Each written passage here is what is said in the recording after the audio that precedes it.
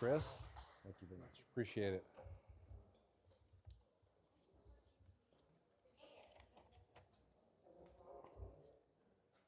All right, good afternoon. So a room full of public safety professionals, I want you guys to go. I should go maybe an hour or maybe 2 hours in here, okay? We'll be short. Elected officials, members of the Spencer County Chamber of Commerce, members of this community, first responders, thank you all for being here today. You know, a few months ago, I was in Taylorsville. I'm not from here, I'm a transplant. I met my wife here and I've been here for a few years. I'm originally from Bullitt County, but I was traveling down one of your all's roads and I had my 3 kids in the car and I was struck by an F-250, an early thousands F-250, the ones that was still built Ford Tough. That thing hit us like a tank and spun us around in the road. And you know, I wasn't worried about myself, but like any parent in the room, you know I was worried about my children. And it was the first responders, some of you are in this room, who came out to help me. And for the first time in over 20 years, I was not the person taking the 911 call or on the fire truck or the ambulance or in that police car and on the way responding. I was being responded to. And it was your Spencer County first responders who came there. And they were professional and compassionate and exceptional. And that experience has reminded me in the most personal kind of way possible why we're here today. And that is to honor you, the men and women that run towards the danger when everyone else runs away. A little bit about myself, you guys heard, 20 years, police, fire, EMS, telecommunications. Today I serve as a KSP trooper, and I'm the commander of Charlie Company, 8 of the 229th Assault Helicopter Battalion at Fort Knox. And for a few more days, I get to fly the Black Hawk before I transition to aircraft. One of my greatest honors is serving as the CEO of Foundations Public Safety, where I get to go around this country and talk to first responders just like you. I've had an amazing career. When the tornadoes hit Western Kentucky, I was there. When the floods hit Eastern Kentucky, I was there as well. And I've met the President of the United States, stood face to face with him, shook his hand. But most importantly, I've been able to help people in their hour of need, because that's what we do as first responders. Now, I was born the son of a Louisville police officer and the grandson of a Jefferson County deputy sheriff. And for me, public safety is not just a job like many of the first responders here, it's a calling. And my family has been on the street and answering calls for service for a combined over 200 years. My father did 27 years. My uncle did 35 years. I've got 2 brothers, they did 20 years each. I've done 20 years. My cousin did 25 years, so on and so forth. So growing up, I sat in my dad's patrol car, and I turned on the lights, and I worked the siren and the spotlight. Occasionally, I ran the battery down. Just like my son, who's seated here today, he gets in my car. You know, I love that. And for me, there was no other thing for me to do. I was going to be in public safety. And having wearing all the hats that I have as a dispatcher, a police officer, and a firefighter and EMT, I've been one of you all at one point in time or another. I am one of you all as I stand here today. You know, not everyone can do the job that you do.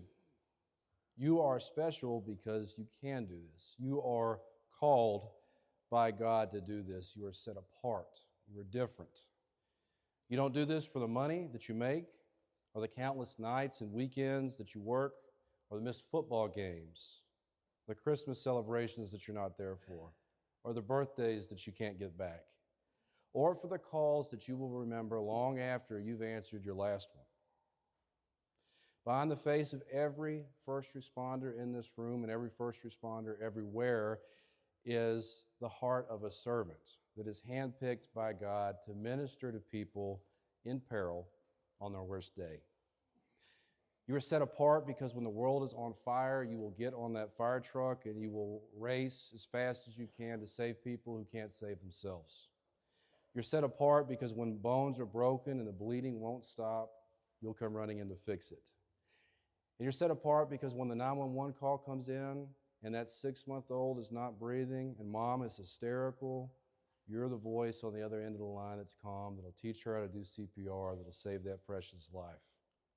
And you are set apart because when evil comes to this town and the shots ring out and the bullets fly, You won't be counted with those running the other way, which is a very natural reaction, by the way. You'll be running towards the gunfire. A few lessons from my family to you all. This is from Captain Chris Johnson, Louisville Division of Fire, my brother. This lesson is time with your family is fleeting. Those of you who are older in the room, you know that you'll spend most of your life without your parents. Younger people in the room, enjoy those times with your parents. Enjoy that time with your kids. Public safety is rewarding in ways that you all know, but your service can consume your life. I know when I started, it consumed me, and it was my entire identity. Above all, make time for your family. You only get to see those first steps one time. You only get to see the games and the milestones once. Don't let the job take those away. Another lesson, only police officers understand the weight of that badge on that chest and the responsibilities that come with it. And only firefighters know the many things that firefighters do, all the skills that you have to have, everything that you have to know. And EMS and dispatchers, who even knows the things that you all have to deal with, the chaos that you have to endure. So when people talk outside of public safety, when you speak to them, be patient with them, because many times they simply don't get it. They don't get what it is that you do and what you're about. And finally, from Chris, exercise. You'll live longer, you'll be happier, and you owe it to those you love who are at home and those you work with. Now, I've worked night shift. I know how it is when there's nothing open but the gas stations and the stuff that's on the rack, 2-day-old hot dogs and stuff like that, so I get it. I know it's hard to work out on shift work. I get that too. But make sure you work out for those that you love and those you work with. Next, I'd like to share some lessons from my father, Officer David Johnson, Louisville Division of Police, retired.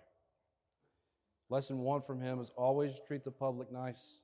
Be kind to children and the elderly. You know, compassion fatigue is a real thing. First responders in the room, you've made that run 5, 6, 7, 8 times. Same people, same story, same issues. Remember that these people need your help.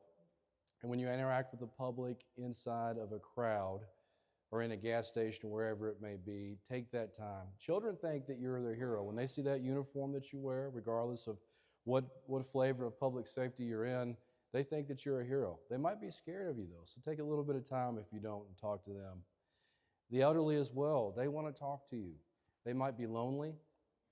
You know, many times when I wear the gray uniform of a Kentucky State Police trooper, people will come up and talk to me, especially people in the older crowd, and they will come up to me and smile and greet me like an old friend and they'll be, hey, trooper.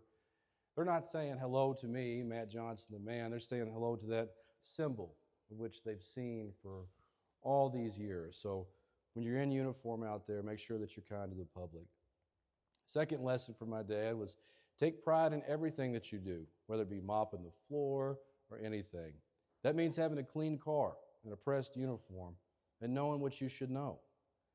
The public and those you work with demand that. Next is have a plan. He used to always tell me when I was growing up, if you don't have a plan, you can plan to fail. So anything that you do, whether it be responding to a scene or anything in life, have a plan. And then if stuff gets bad, make sure you have an exit plan. Here's a few lessons from me. You guys, we're almost finished here. My career has taught me that you need to take time to smell the roses, to play that game with your kids, to answer that call from your mom, to go by and see your dad like he's been asking you to. Life is so short and precious, and public safety people in here, you know that the line between life and death is so thin, and eternity's right there, just beyond your fingers' reach. Here 1 minute and gone the next.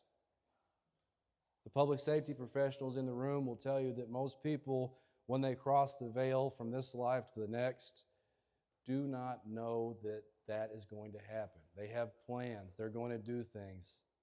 And then something happens, and they're called home. So make sure that you tell the people you love how much you care about them while they're still here, while you're still here. And I've also learned this. In the moment of truth, when your day and your trial comes, you will not rise to the occasion, ladies and gentlemen. You will fall to your highest level of training. So the time to prepare for that dark day is today, not tomorrow when it comes. You know, as a firefighter, I responded to a vehicle when I was 18 years old. This gentleman had had a stroke.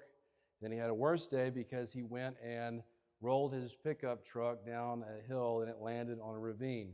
Bumper on one side, other bumper on the other side, 10-foot drop beneath.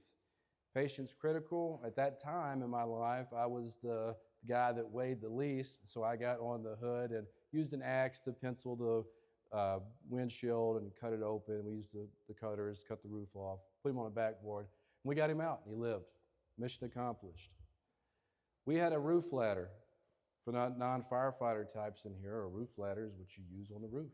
And we used that to bridge the gap between one side of the ravine to the other, and the ladder was bent. There was 4 or 5 firemen on it. We did what we had to do to get this person saved. A photograph was taken there, and it wound up in a fire department safety magazine of what not to do. That taught me that sometimes you'll be faced with a call that you can't answer from a textbook. And you have to trust your instinct and your training, and sometimes, ladies and gentlemen, you have to break the rules to do the right thing. As an EMT, I worked on an 8-year-old boy. There was a car wreck. He had had trauma. I did CPR on him from the scene all the way to Cozares Hospital downtown, 20-minute ride. Did the best I could to save him. Rode the stretcher into the ER. Felt a touch on my shoulder as the doctors and nurses were like, we have it. We'll take it from here.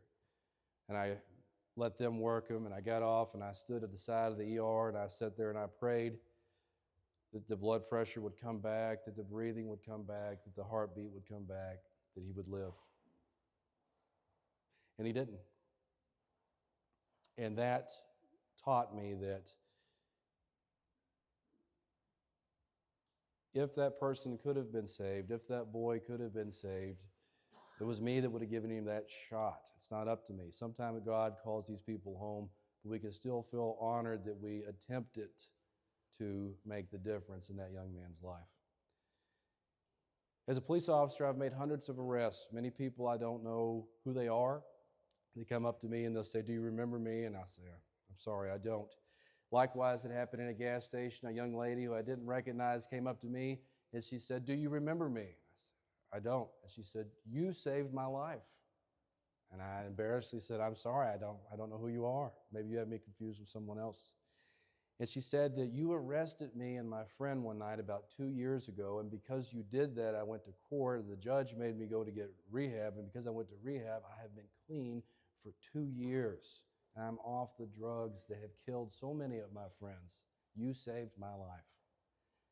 That lesson taught me that you never know how just by doing your job can impact another person and change the trajectory of their life forever. And ladies and gentlemen, in closing, when that F-250 hit my car a few months ago, it was Spencer County's finest who came to help me and my children. And I experienced what so many people in this community have, and that's the professionalism and the compassion and the excellence that the first responders in this room bring to every single call that they make. You all did an amazing job for caring for my family, and I thank you guys, and they thank you from the bottom of our hearts. So if I could please, every first responder in the room, would you please stand?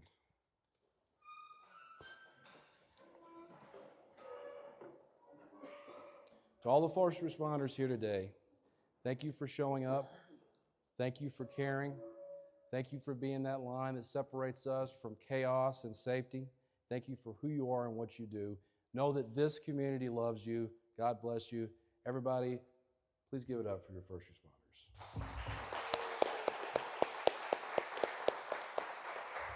Thank you.